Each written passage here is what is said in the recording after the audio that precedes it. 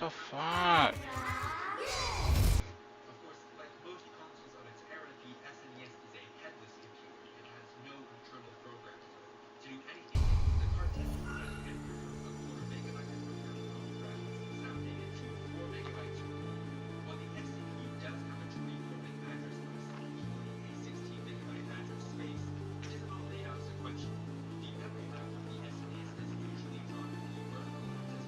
Meow. Meow.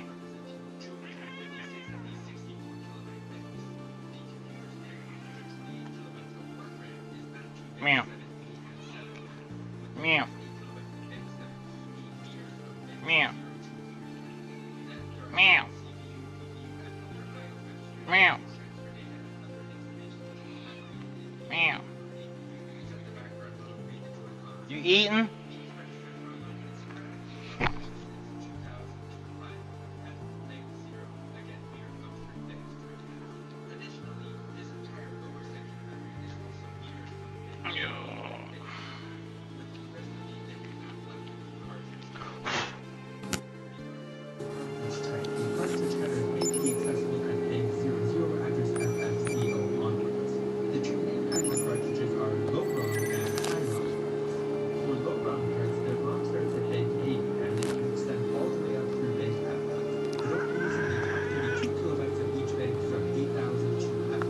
What? This is near on the lower banks of the memory map as well. However, if the cartridge comes equipped with what they call extra chips, then only the higher ROM banks from A to FF can be accessed by the Haneda Girl has an electric background for save data can be stored starting at the bottom part of bank 7, and depending on the size of the SRAM chip, can be stretched or mirrored into bank 7B. Though typically, you'll never see more than a couple of kilobytes of SRAM at a time. The second main type of cartridge is a high ROM cartridge, which can fill the entire address space from bank CO onto the very end. But only the top half of the ROM data is mirrored between banks 80 and BF, and the entire top half of the memory map is mirrored on the lower half as well. SRAM on a high-low card is placed in bank 30 between addresses 6000 to 8000, and I continued on or mirrored through bank 3F. There are other cartridge models known as extra high ROM. High ROM cartridge model, which means that the game ROM is 4 megabytes in size. That's 4 megabytes for all the graphics, code, and music.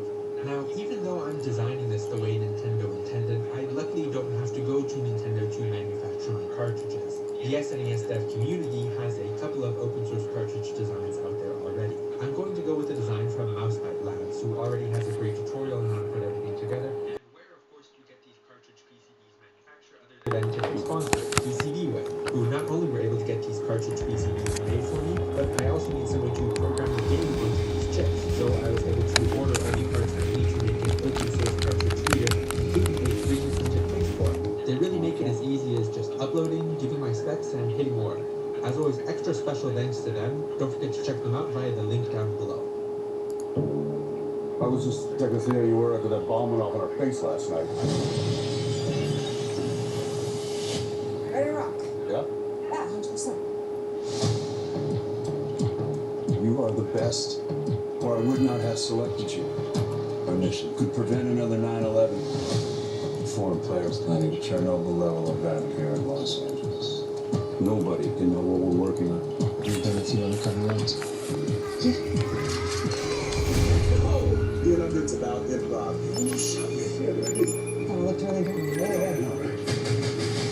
We're looking to stop a weapon of mass destruction. They're just here. Hang on. One mistake, you're dead.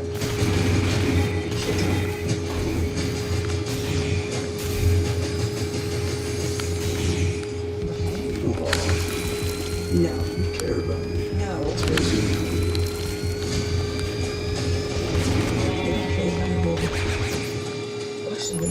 I play this every day. Play it.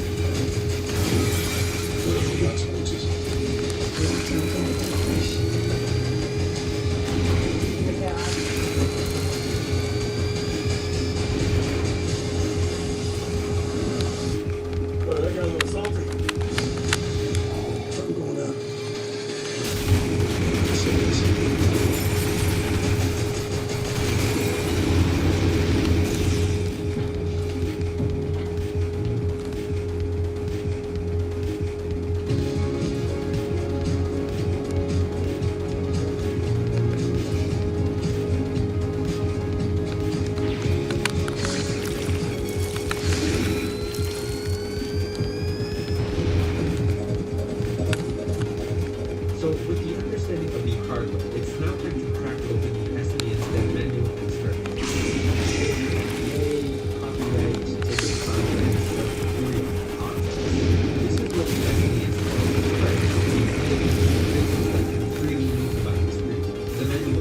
specifically notes that the key object's picture is replaced in the same release animation effects can occur.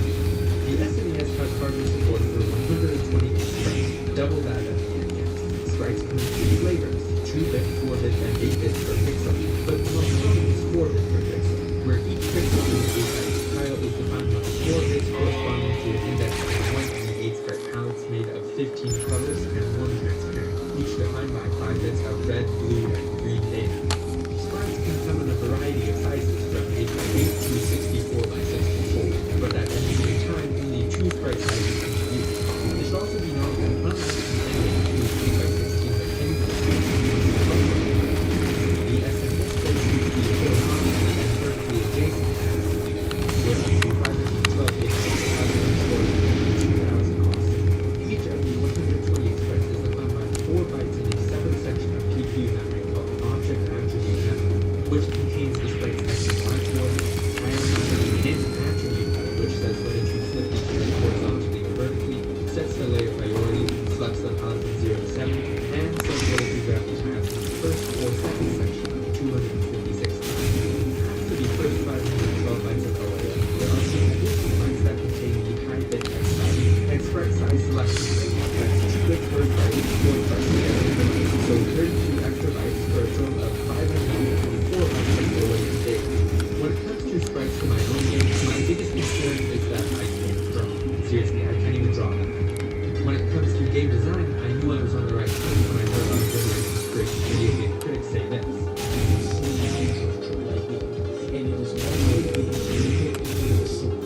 So I designed a game based around sword combat and adventure. Well, swords and a bit of martial arts, since instead of the typical RPG world with elves and dwarves, I want freedom. Crows and Chinese monsters whose names don't translate well to English. So I spent a lot, and I mean a lot of time drawing, watching articles, redrawing until I was happy with this guy. Then spent another eternity drawing out every action the player will take in 4 directions until I wound up with this 512 details, which would literally fill all the sprite tile slots in the game. But first of all, I should set up the left base right? Plus, I think the tiles for one direction in VRAM.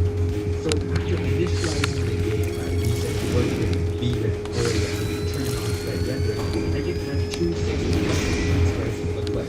Then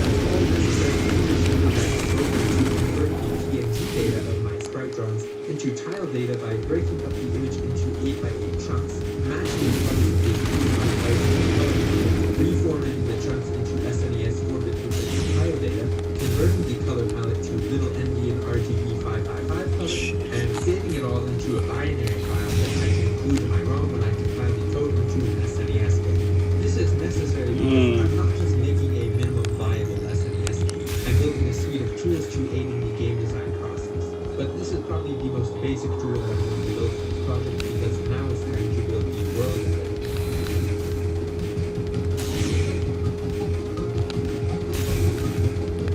Before that, it's necessary to understand how SNES backgrounds work. Okay, hang on. I know we've all watched a million videos on SNES backgrounds, so I'm not going to bore you with the details. In fact, you don't need to know anything